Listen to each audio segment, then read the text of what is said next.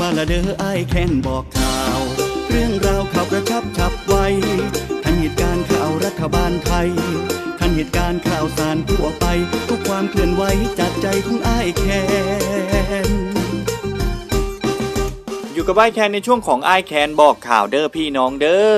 พี่น้องครับรองนายกรัฐมนตรีและรัฐมนตรีว่าการกระทรวงกลาโหมท่านก็สั่งการทุกเหล่าทัพครับได้เตรียมความพร้อมช่วยเหลือประชาชนจากพายุฤดูร้อนที่จะเกิดขึ้นในพื้นที่ภาคตะวันออกต่อเนื่องถึงพื้นที่ภาคกลางกันด้วยนะครับพลโทคงชีพตันตรวานิชโฆษกกระทรวงกลาโหมท่านเปิดเผยว่าพลเอกประวิตรวงษ์สุวรรณรองนายกรัฐมนตรี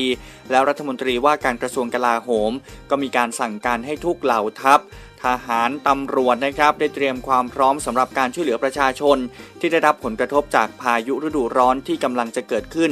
ระหว่างวันที่ 20-23 มีนาคม 2561 ในพื้นที่ภาคตะวันออกเฉียงเหนือและภาคตะวันออกต่อเนื่องครอบคลุมไปจนถึงภาคเหนือภาคกลางและกรุงเทพมหานครนะครับโดยให้เตรียมกำลังพลเครื่องมือและยุทโธปกรณ์ให้พร้อมช่วยเหลือประชาชนที่ประสบสาธารณภัย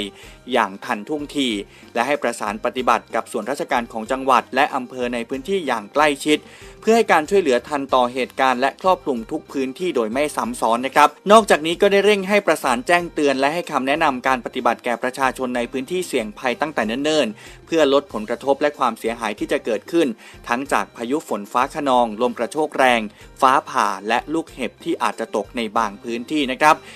20-23 มีนาคม